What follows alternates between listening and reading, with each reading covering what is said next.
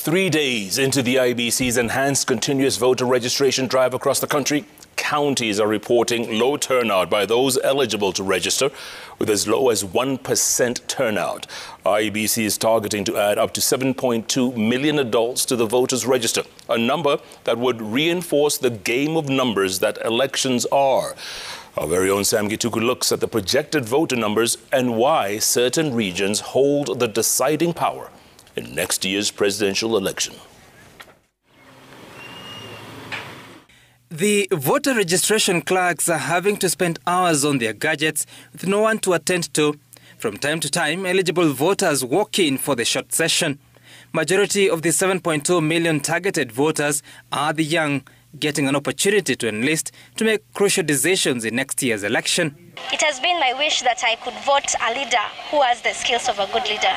But now that I have an opportunity, I know I'm going to do it, and I'll do it perfectly. Let's pray that the government itakuwa better this round, economy itakuwa better, and education itakuwa more easier. Some of the counties have reported just over 1% performance in the first 2 days of registration. Nakuru County, for instance, is targeting 218,000 new voters in the current drive. As of Tuesday, only 2,310 had enlisted. Siaya's 3-day run has returned better results.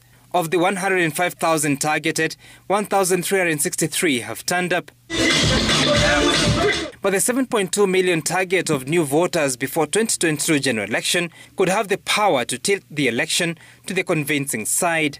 In the 2017 August 8th election, President Kenyatta had garnered 8.2 million votes, while Raila Odinga had secured 6.7 million votes.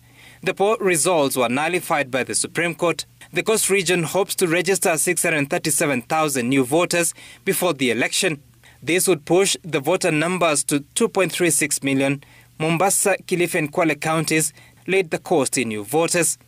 The upper eastern counties of Meru, Tharaka Nithi, Embu, Isiolo and Marsabit have a combined target of 535,000 new voters. Should all be netted, it would push the total voter population to 1.98 million for the area. Lower Eastern could hit the 2 million mark should the targeted 563,000 new voters enlist. In central Kenya, more than 1 million adults are targeted to raise the voter population to 4 million ahead of 2022.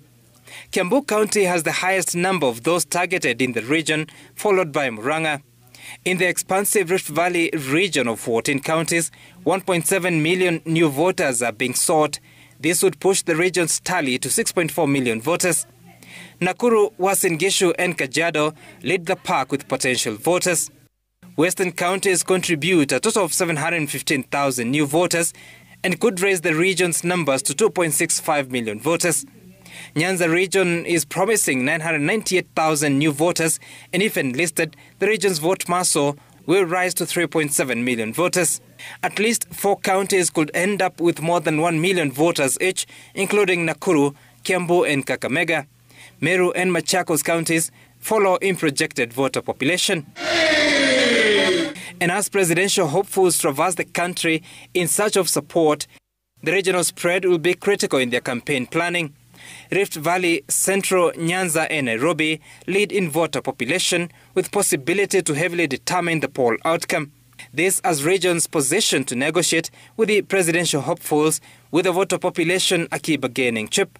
It puts us in a situation where when we want to negotiate, we'll be able to say, mutatufanyia tuko na kura milioni hizi.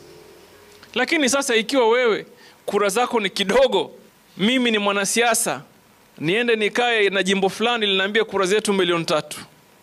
Alafu nije huku kwetu naambia kura yako 1,000,000. Nitakwenda wapi? IEBC hopes to maximize on the current voter registration drive, saying they are not assured of more funds to finance a repeat voter registration exercise early next year. Sam Gituku, TV, Nairobi.